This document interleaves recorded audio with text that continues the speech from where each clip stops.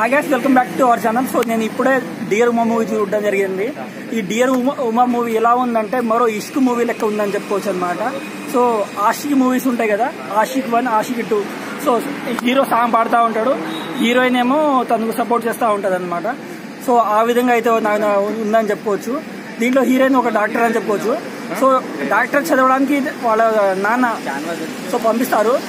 So వాళ్ళ నాన్న ఎవరో కాదు, రాజు అని చెప్పుకోవచ్చు, కనకాల రాజు అని చెప్పుకోవచ్చు అనమాట. సో సుమ వాళ్ళ హస్బెండ్. సో ఆ విధంగా ఈ మూవీ అయితే ఉండబోతుంది. సో హీరో సాంగ్స్ పాడి సక్సెస్ అవుతాడా లేదా అని మనం ఇక్కడ తెలుసుకోవచ్చు అనమాట. దీంట్లో ఒక ఫ్రెండ్షిప్ డైలాగ్ అయితే ఉంది, అది ఎపిక్ బ్లాక్ బస్టర్ అని చెప్పుకోవచ్చు అనమాట. సో ఆ ఫ్రెండ్షిప్ డైలాగ్ మీరు కనెక్ట్ అవుతారు. సో ఇంకా ఏంటంటే ఈ స్టోరీ మొత్తం సాంగ్స్ మీదే నడుస్తుంది అనమాట. సో మీకు ఈ మూవీ నచ్చిందా లేదా అని చూస్తే కామెంట్ చేయండి అనమాట.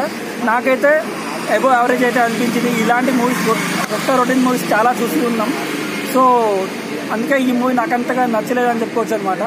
సో ఇది అబోవ్ యావరేజ్ అందుకే అన్నాను నేను. సో ఒకవేళ మీరు చూస్తే ఒకసారి చూసే ప్రయత్నం అయితే చేయండి. నాకైతే అబోవ్ యావరేజ్ అనిపించింది. మీకు నచ్చవచ్చు, నచ్చకపోవచ్చు, అది మీరు చూసే ఒపీనియన్ బట్టి ఉంటుంది ఈ మూవీ. సో సాంగ్స్ అయితే అంతగా ఆకట్టుకోలేదు. ఒక ఆషికి 2, ఆషికి సినిమాలు అయితే ఆ సాంగ్స్కి పెట్టిన మరో పేరు అని చెప్పుకోవచ్చు అనమాట. సో ఈ మూవీ మీకు నచ్చితే చూడండి, లేకపోతే లేదు. Signing off Naraj Rathod release.